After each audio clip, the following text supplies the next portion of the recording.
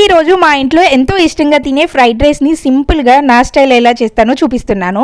ప్యాన్లోకి కొంచెం ఆయిల్ తీసుకొని ఇందులోకి ముందుగానే ఎగ్స్ వేసి కొంచెం సాల్ట్ వేసి లైట్గా ఫ్రై చేస్తాను. మరీ పొడి పొడిగా కాకుండా కొంచెం పీసెస్ లాగా కట్ చేసి ఇట్లాగా పక్కకు పెట్టేస్తాను. ఇప్పుడు దీంట్లోనే ఇంకొంచెం ఆయిల్ని యాడ్ చేసి మీకు నచ్చిన వెజిటేబుల్స్ అంటే ఇంట్లో ఏవి అవైలబుల్ ఉంటే అవి, నాకు ఇక్కడ క్యాబేజ్, క్యారెట్, అలాగే ఆనియన్, పచ్చిమిర్చి ఉంటే యాడ్ చేసేసి కొంచెం సాల్ట్ వేసి ఫ్రై చేసేసాను. ఇందులోనే ఇప్పుడు మనము పెప్పర్ పౌడర్ వేసుకోవాలి, అలాగే కొంచెం గరం మసాలా, కొంచెం పుదీనా, కొత్తిమీర కూడా వేసుకోవాలి. కొత్తిమీర లేదు. అలాగే మనం ముందుగా ఫ్రై చేసుకున్న ఎగ్స్ని కూడా వేసేసుకొని ఈ పెప్పర్ పౌడర్ మొత్తం మంచిగా ఫ్రై అవ్వాలన్నమాట. ఒక 2 minutes ఆగిన తర్వాత నేను ఇక్కడ ఆల్రెడీ బాస్మతి రైస్ని కుక్ చేసి కొంచెం సేపు ఆరపెట్టాను, పొడి పొడిగా అయిపోతుందని.